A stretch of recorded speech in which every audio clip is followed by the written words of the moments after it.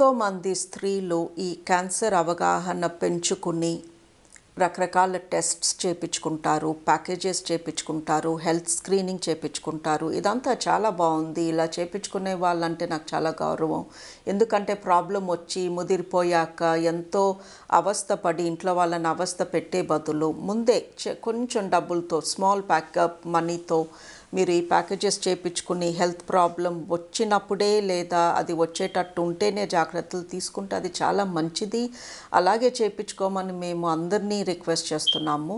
But ఇలా చేయించుకునే వాళ్ళు చేస్తున్న ఒక తప్పు ఏంటి అంటే, ఒకసారి హెల్త్ స్క్రీనింగ్ చేయించుకుని అన్ని టెస్ట్స్ నార్మల్ వచ్చేస్తే ఎంత భరోసాగా ఎంత ధీమాతో 1 to 2 years వీళ్ళు హ్యాపీగా ఉంటారు.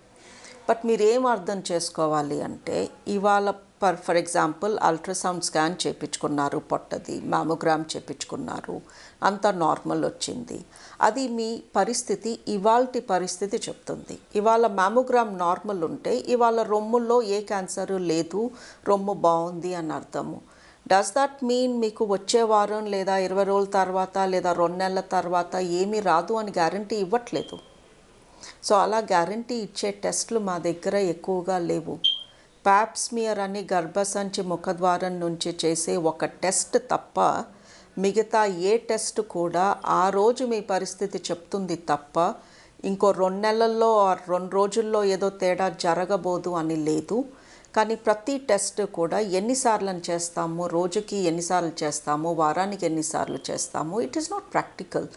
ఇప్పుడు పొట్ట స్కాన్ ఇవాళ నార్మల్ వస్తే రేపు ఇంకో గడ్డ తయారవ్వచ్చు, నెక్స్ట్ మంత్ కల్లా ఓవరీ క్యాన్సర్ రావచ్చు. ఇవాళ అండాశయాలు నార్మల్గా ఉంటే 3 నెలల తర్వాత అండాశయంలో క్యాన్సర్ డెవలప్ అవ్వచ్చు. అలానే ప్రతిరోజు టెస్ట్ చేసుకుంటూ కూర్చోలేము. సో అందుకనే ప్రతి టెస్ట్కి కూడా ఒక టైం ఇంటర్వెల్ పెడతాము, 6 నెలలకు ఒకసారి లేదా ఏడాదికి ఒకసారి. Because everything has to be done with in reason. కానీ టెస్ట్ చేయించుకుని నార్మల్ వచ్చింది అన్న ధీమాతో ఇక నెక్స్ట్ 1 year 2 years మీరు నాకేం కాదు అని అనేసుకోవడం తప్పు. అలా చాలామంది అలాంటి అపోహనతో బతికేస్తారు. కొంతమంది జీవితంలో ఒకసారి చేయించుకుని అప్పుడెప్పుడో 1996లో టెస్ట్ నార్మల్ వచ్చింది అని ఇప్పుడు వరకు చేయించుకోకపోతే అది కరెక్ట్ కాదు. సో ఎన్నిసార్లు మీరు టెస్టులు చేయించుకున్నా అవి ఎంత నార్మల్గా వచ్చినా మీ బాడీ గురించి మీకు అవగాహన ఉండడం అవసరం.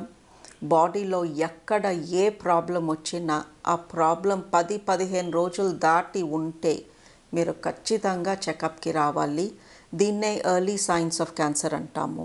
బాడీలో ఎక్కడ క్యాన్సర్ వచ్చినా ఆ సిమ్టమ్ అలాగే ఉండిపోతుంది, అది పెరుగుతుంది తప్ప తగ్గదు. సో ఎక్కడ నొప్పి వచ్చినా, ఎక్కడ రక్తం లాంటిది కనిపించినా, ఎక్కడ ఉబ్బరంగా స్వెల్లింగ్ లాగా అనిపించినా అది 15 రోజులు దాటింది అయినా తగ్గలేదు అంటే మీరు ఖచ్చితంగా క్యాన్సర్ ఏమో అన్న డౌట్తో మీరు సంప్రదించాల్సి వస్తుంది. ఈ స్క్రీనింగ్ టెస్ట్స్ అన్నీ కూడా రిపీటెడ్గా చేయించుకుంటూనే ఉండాలి. అండ్ కొన్ని స్క్రీనింగ్ టెస్ట్స్లో బాడీలోకి ఎక్స్రేస్ వెళ్తాయి, మ్యామోగ్రామ్ లాంటి టెస్ట్లో. అలాంటి టెస్ట్ అయితే 2 ఏళ్లకు ఒకసారి కన్నా ఎక్కువ చేయించుకుంటే మీకు మంచిది కాదంటాము. ఇందాక చెప్పినట్టు గర్భసంచి నుంచి చేసే ప్యాప్ టెస్ట్ తప్ప వేరే ఏ టెస్ట్ కూడా రేపటి సంగతి చెప్పదు, ఇవాల్టి సంగతి చెప్తుంది. ప్యాప్ టెస్ట్ ఒక్కటి నార్మల్ వస్తే 3 ఏళ్ల వరకు మీకు ఈ గర్భసంచి కింద ముఖద్వారం దగ్గర క్యాన్సర్ రాదు అని గ్యారంటీ. వేరే ఏ టెస్ట్కి కూడా గ్యారంటీ లేదు. బట్ ఈ టెస్ట్స్ వల్ల వచ్చే ఉపయోగం ఏంటి అంటే ముందే చెప్పేస్తాయి. మీరు స్టేజ్ 0 ఆర్ స్టేజ్ 1 క్యాన్సర్ ఉన్నప్పుడే ఈ టెస్ట్స్ ద్వారా మీకు తెలిసిపోతుంది. ఈ స్టేజ్ 0 అండ్ స్టేజ్ 1 క్యాన్సర్ ఉన్న వాళ్ళకి ఏ సిమ్టమ్స్ ఉండవు. సో మనం బాగా హెల్తీగా ఉండి మనలో ఏదో చిన్న క్యాన్సర్ అప్పుడే మొదలవుతున్నప్పుడు పట్టుకోవాలి అంటే ఈ స్క్రీనింగ్ టెస్ట్స్ అవసరము. బట్ ఒక స్క్రీనింగ్ టెస్ట్కి ఇంకొక స్క్రీనింగ్ టెస్ట్కి, ఒక హెల్త్ ప్యాకేజ్కి ఇంకొక హెల్త్ ప్యాకేజ్కి మధ్యలో మీరు తీసుకునే 1, 2, 3 year గ్యాప్లో ఏది రాదు అని మటుకు అనుకోవద్దు.